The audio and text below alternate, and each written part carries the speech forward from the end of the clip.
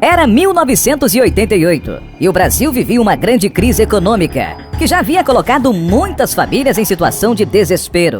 Para muitos, o culpado era o José Sarney, o então presidente do Brasil.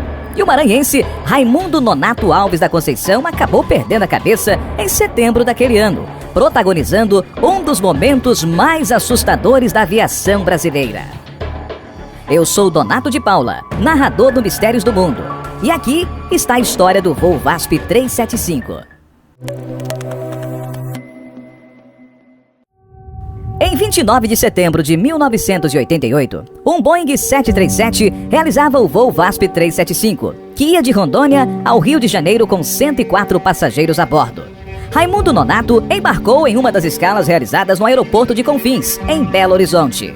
Sua ideia era sequestrar o avião e atirá-lo contra o Palácio do Planalto, em uma forma violenta de protesto contra o governo Sarney. Como os aeroportos da época não contavam com equipamentos de raio-x e detectores de metal, medida que só foi adotada após os ataques de 11 de setembro, foi fácil para que o maranhense entrasse no avião armado com um revólver calibre 32. Às 10 horas da manhã daquele dia, pouco após a aeronave decolar do solo mineiro, ele começou a colocar seu plano em prática. O rapaz se levantou do seu assento e partiu em direção à cabine. Um dos comissários tentou impedir a aproximação do criminoso, que disparou e acabou atingindo o funcionário de raspão. Ao perceber que havia algo estranho acontecendo dentro da aeronave, o piloto trancou as portas da cabine. Infelizmente, isso não foi suficiente para coibir a ação de Raimundo. Irritado, o criminoso passou a disparar contra a porta, que não tinha blindagem. Como resultado, vários equipamentos da cabine foram atingidos. Pior que isso, um dos tripulantes acabou sendo baleado na perna, forçando o comandante Fernando Murilo a abrir a porta. O sequestro foi anunciado assim que Raimundo ganhou acesso à cabine, ordenando que a rota fosse desviada para Brasília. Além do risco de ter um homem armado dentro da cabine, o comandante Fernando Murilo precisou lidar com a possibilidade real da aeronave não ter combustível suficiente para alcançar a capital brasileira. Por isso, ele não pensou duas vezes antes de acionar, por meio do transponder do avião, o código 7500, um sinal de alerta que informa que a aeronave está tendo sua rota alterada por conta de forças ilícitas. A Força Aérea Brasileira agiu imediatamente, enviando um caça para acompanhar o voo. As coisas novamente pioraram quando os operadores de tráfego aéreo fizeram contato com o Boeing para confirmar a mudança na rota. Ao pegar o rádio para confirmar a alteração, o copiloto Salvador Evangelista foi brutalmente assassinado pelo sequestrador com um tiro na cabeça.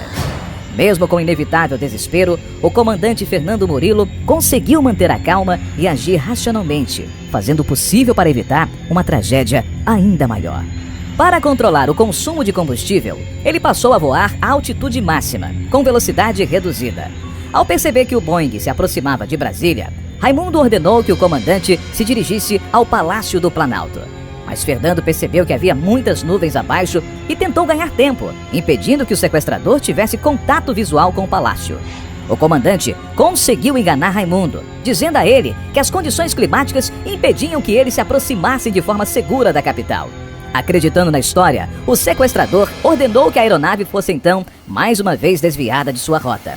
Inicialmente, a ideia do piloto era levar o avião até Goiânia, mas para seu desespero, Raimundo o obrigou a ir para São Paulo, sabendo que seria impossível por conta do combustível. Fernando decidiu que teria que se livrar da ameaça da arma apontada para sua cabeça. Somente assim, ele conseguiria salvar os passageiros.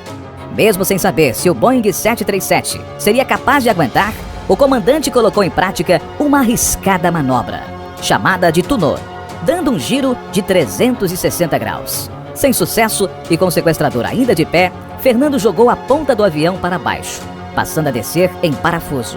Nesse momento, Raimundo perdeu o equilíbrio e acabou caindo no chão.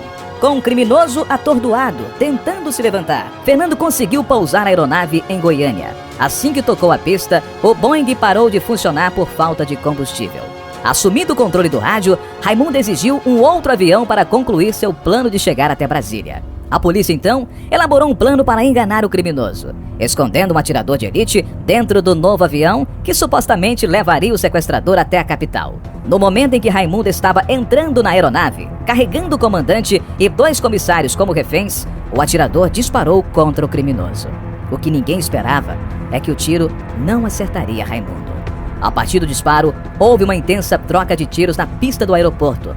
O confronto acabou com o comandante sendo atingido na perna e Raimundo sendo neutralizado pelos policiais. O sequestrador foi atingido 3 vezes, mas nenhum tiro foi fatal. Mesmo assim, ele morreu no hospital algum tempo depois. Segundo o atestado, o sequestrador faleceu em decorrência de um quadro infeccioso por ser portador de anemia falciforme, uma doença congênita.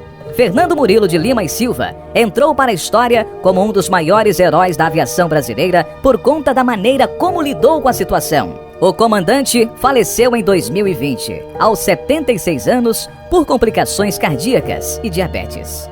Por fim, o piloto Fernando conseguiu salvar 104 vidas e evitou que tivéssemos um 11 de setembro, muito antes dos Estados Unidos. Ele, no entanto, nunca recebeu um agradecimento oficial da presidência do Brasil pelos seus feitos, mas disse: ele nunca me dirigiu a palavra, nunca me agradeceu, mas não tenho mágoa. Estou tranquilo com minha consciência e sei que fiz meu papel. E você, já conhecia essa história? Conte nos comentários. Até a próxima!